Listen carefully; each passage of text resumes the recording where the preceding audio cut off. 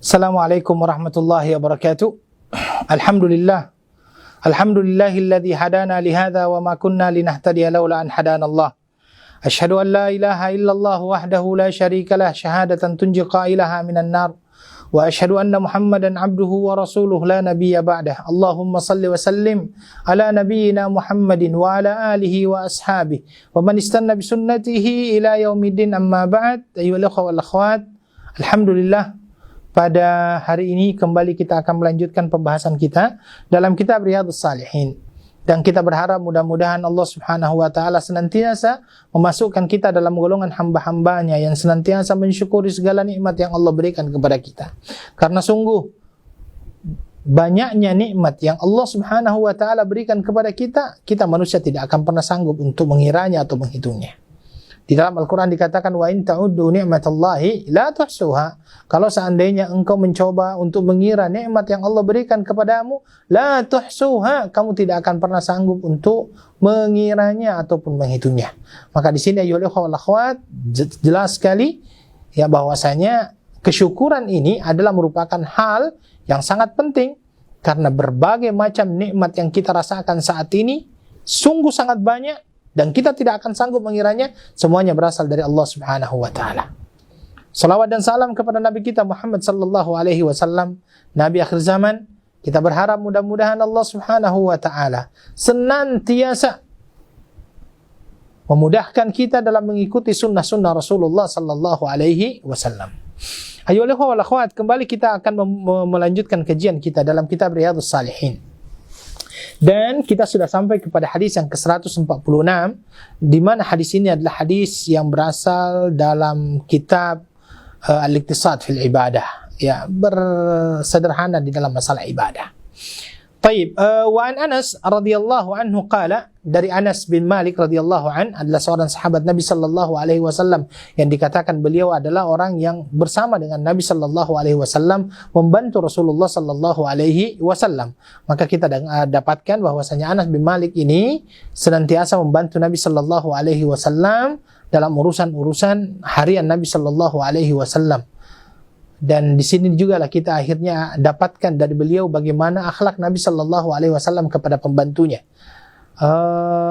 Salah satunya mungkin adalah bahwasanya Anas bin Malik itu tidak pernah dimarahi oleh Nabi Sallallahu Alaihi Wasallam, tidak pernah dihardik oleh Rasulullah Sallallahu Alaihi Wasallam, tidak pernah dicaci, apalagi dicaci oleh Nabi Sallallahu Alaihi Wasallam. Bahkan di dalam hadisnya dikatakan setiap Anas meminta sesuatu kepada Nabi, Nabi tidak pernah berkata tidak.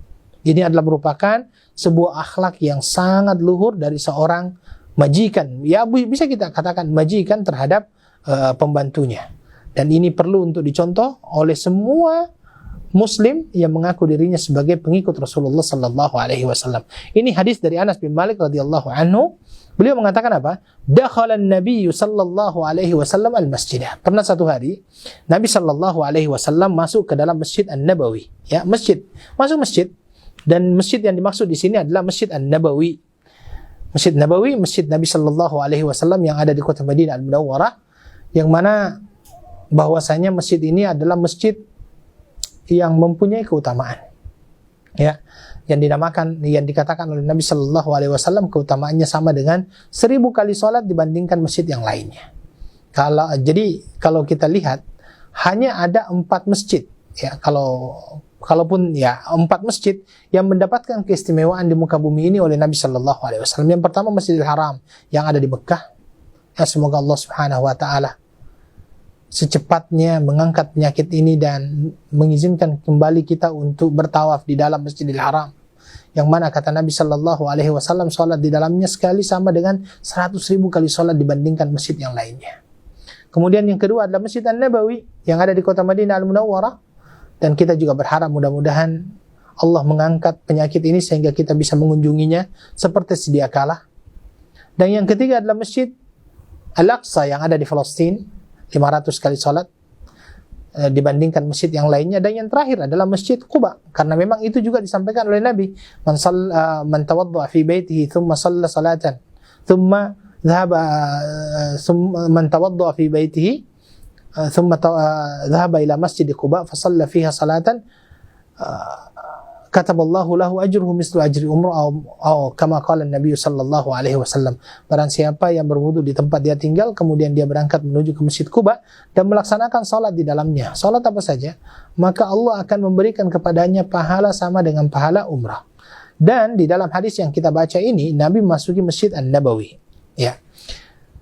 Dakhala an-nabiy sallallahu alaihi wasallam al-masjid fa idza hablum mamdudun bainas sariyatain. Kemudian ketika Nabi sallallahu alaihi wasallam masuk ke dalam masjid tersebut, Nabi sallallahu alaihi wasallam melihat ada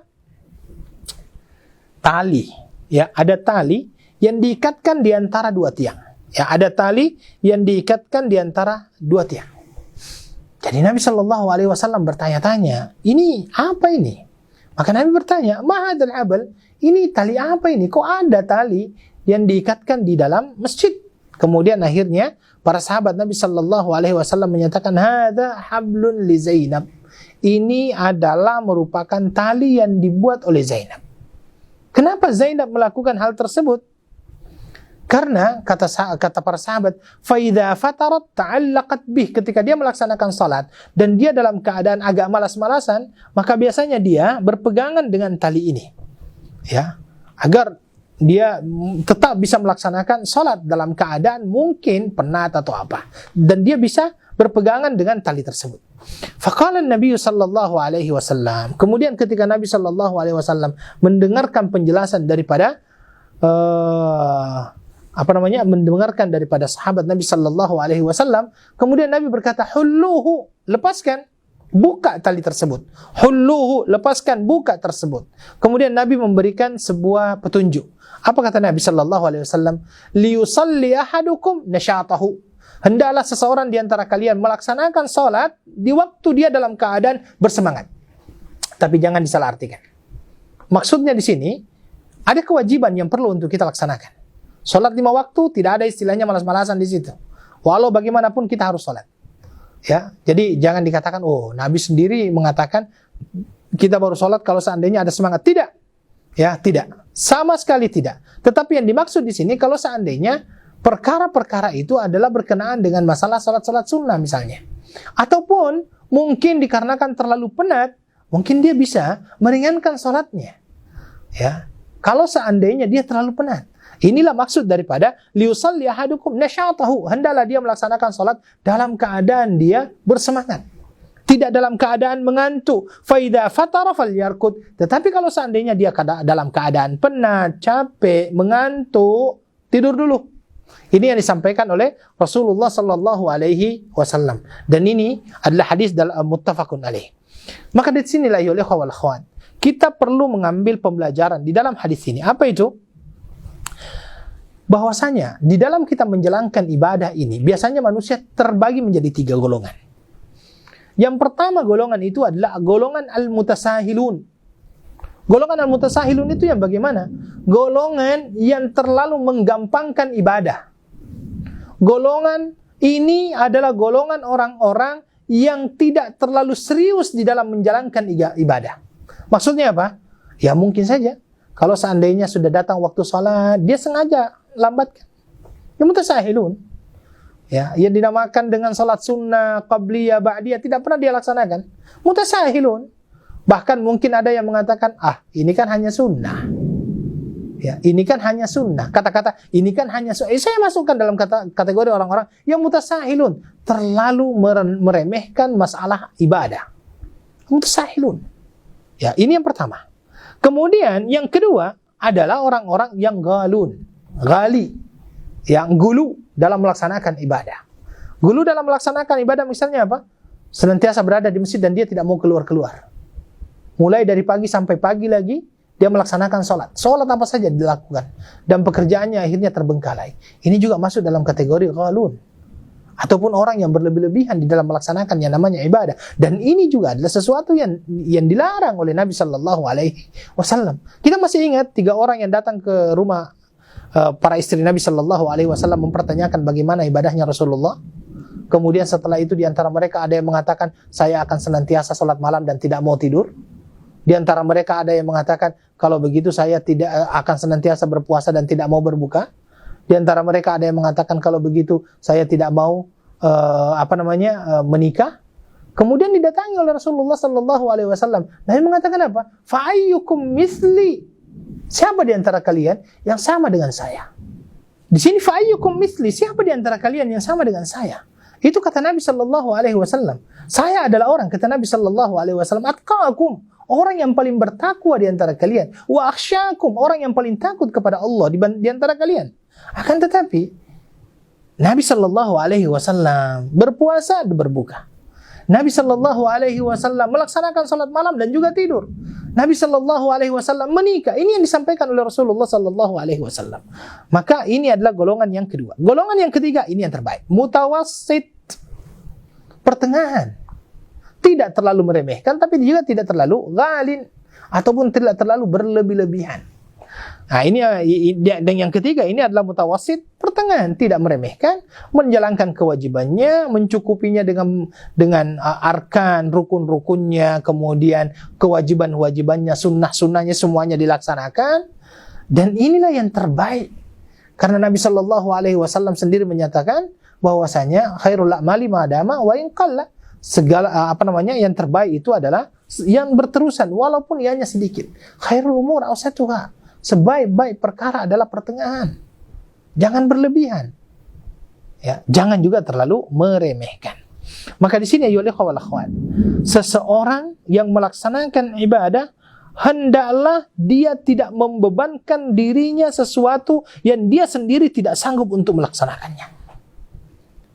Bukankah agama Islam yang kita anut ini didasarkan oleh Nabi dengan yang namanya at-taisir, kemudahan. Maka itulah dalam melaksanakan sholat misalnya, Nabi Shallallahu alaihi wasallam menyatakan, "Shalli qa'iman." Sholatlah kamu dengan berdiri. Kalau seandainya Anda tidak mampu untuk berdiri, qa'idan, silahkan duduk. Kalau tidak mampu dengan duduk, fala jambin. Ya, dengan berbaring. Kalau tidak mampu dengan berbaring, dengan isyarat. Kalau seandainya semua itu tidak mampu, ya mungkin tinggal disolatkan saja. Ya, ini perlu untuk kita ketahui bersama. Maka jangan melakukan ibadah melebihi kemampuan batas kita untuk melakukannya. Ya, seperti misalnya ini menjelang bulan suci Ramadan ya. Terkadang ada orang yang saya katakan ini masuk dalam kategori berlebih-lebihan. Tidak mau sahur. Alasannya apa? Saya sanggup kok berpuasa tanpa sahur. Bukan itunya. Bukan kesanggupan Anda yang dilihat di situ. Bahwa sesungguhnya di dalam sahur itu ada keberkahan. Itu yang disampaikan oleh Rasulullah sallallahu alaihi wasallam. Kenapa Nabi sallallahu alaihi wasallam menyuruh kita untuk bersahur? Karena di waktu sahur itu ada keberkahan. Ziyadatun fil khair, ada tambahan, ada pahala di dalamnya. Itu yang kita cari. Jangan membebankan seseorang untuk dirinya sesuatu yang sebenarnya dia tidak sanggup untuk dia lakukan. Karena itulah di dalam hadis ini dikatakan, kalau seandainya kalian tidak mampu, ya, misalnya saja ketika dia melaksanakan sholat dalam keadaan sangat ngantuk, ya, sangat mengantuk, ataupun dalam keadaan sangat-sangat penat misalnya, maka Nabi Shallallahu alaihi wasallam menyuruh kita, falyarkud, tidur dulu, ya. Sampai akhirnya kembali semangatnya, kembali daya upayanya, kembali kekuatannya, lebih fresh lagi, silakan melaksanakan salat. Kenapa? Karena orang yang sholat dalam keadaan sangat mengantuk, misalnya kan, dalam keadaan penat, bisa saja pikirannya itu tidak akan pernah fokus itu. Orang melaksanakan sholat dalam keadaan terlalu penat, dia tidak akan pernah bisa fokus dengan sholat yang dia laksanakan. Bahkan mungkin saja muncul yang dinamakan dengan kebosanan. Ya, kebosanan. Dan mungkin saja ketika dia membaca, karena yang namanya sholat kan ada bacaan-bacaan, dan bacaan-bacaan tersebut semuanya adalah merupakan doa-doa. Jangan sampai dia mau membaca doa, tetapi malah yang dia baca adalah laknat untuk diri dia. Misalnya, ketika dia misalnya dalam keadaan sujud. Ya, setelah dia sujud misalnya, dia duduk di antara dua sujud. Salah satu bacanya adalah Rabbighfirli. Mungkin saja dia mau mengatakan Rabbighfirli, kemudian dia mengatakan Rabbi la takfirli. Ya Allah ampuni saya menjadi ya Allah jangan ampuni saya. Ini kan dikarenakan mungkin apa? Dikarenakan terlalu penat. Maka Nabi Shallallahu Alaihi Wasallam menyuruh apa? Kata Nabi, buang saja ini talinya, ya, buang talinya. Tidak usah memaksakan sesuatu yang tidak sanggup untuk kita lakukan. Buang talinya. Dan kalau seandainya memang mau melaksanakan sholat dalam keadaan fresh, silakan. Dalam keadaan terlalu mengantuk, tidur dulu. Itu yang disampaikan oleh Rasulullah Sallallahu Alaihi Wasallam. Walaupun hadis ini berkenaan dengan masalah sholat, tetapi sebenarnya ini mencakup seluruh amalan ibadah. Jangan membebankan diri Anda ataupun kita ini dengan sesuatu ibadah, ya, yang tidak sanggup untuk melakukannya. Tetapi hendaklah kita lebih lembut, lebih mempermudah, ya, lebih mempermudah, karena mungkin saja ada hikmah di balik itu semuanya. Jangan sampai mengatakan tidak, saya memang harus paksakan diri saya, ya, saya harus paksakan diri saya dalam keadaan misalnya dia tidak pernah tidur, kemudian dia laksanakan sholat, berpuasa, tidak pernah berbuka, dia paksakan dirinya. Akhi, tubuh kita ini punya haknya. Semua yang ada di dalam tubuh kita, jasad kita ini ada haknya. Mata kita punya hak. Perut kita punya hak. Fa'ti likulli dzi haqqin haqqahu. Berikan semuanya sesuai dengan haknya sendiri-sendiri. Kalau seandainya memang mengantuk, silakan tidur. Ya. Dan ini ayyuhal ikhwah wal akhwat, bahwasanya hal ini berkenaan dengan segala macam ibadah, bahkan semua waktu. Jadi ayo ikhwah, misalnya setelah subuh tiba-tiba ngantuk, bukan main, mungkin dikarenakan dia bergadang, silakan tidur dulu. Nanti setelah itu mudah-mudahan muncul lagi yang namanya semangat. Tapi ya jangan dijadikan sebagai sebuah pembenaran ya untuk bisa tidur subuh terus, tidak. Tetapi memang perlu untuk kita rehatkan. Karena itu ya wal akhwat, ada hadis dari Aisyah radhiyallahu anha. Ini hadis yang kedua, ya, yang saya kira masih mempunyai kemiripan dengan hadis yang pertama yang kita bacakan tadi. Wa an Aisyah radhiyallahu anha, dari Aisyah radhiyallahu anha, istri Nabi sallallahu alaihi wasallam, wanita yang sangat dicintai oleh Nabi sallallahu alaihi wasallam, anak daripada Abu Bakar radhiyallahu an. Taib. Bahwasanya Nabi sallallahu alaihi wasallam pernah bersabda, "Idza na'asa ahadukum." Syuf, idza na'asa ahadukum, kalau seseorang di antara kalian dalam keadaan mengantuk, wa huwa yusalli, sedangkan dia ingin melaksanakan salat atau dalam keadaan salat, falyarkud, hendaklah dia tidur dulu. Sampai bila? Hatta yadhhab anhu an-naum, sampai akhirnya rasa ngantuk itu sudah tidak ada, pergi dari dia. Fa inna ahadakum idza shalla wa huwa na'isun la yadri, karena seseorang di antara kalian apabila dia melaksanakan salat dalam keadaan mengantuk, dia tidak akan pernah tahu. La'allahu yadhhabu yastaghfir fa yusubbu nafsahu, mungkin saja, kata Nabi sallallahu alaihi wasallam, dia ingin meminta ampunan kepada Allah Subhanahu wa taala, tetapi yang terjadi sebaliknya. Dia caci maki dirinya, dia mintakan dirinya ketidak ada ampunan dari Allah Subhanahu wa taala misalnya. Ini yang disampaikan oleh Rasulullah sallallahu alaihi wasallam.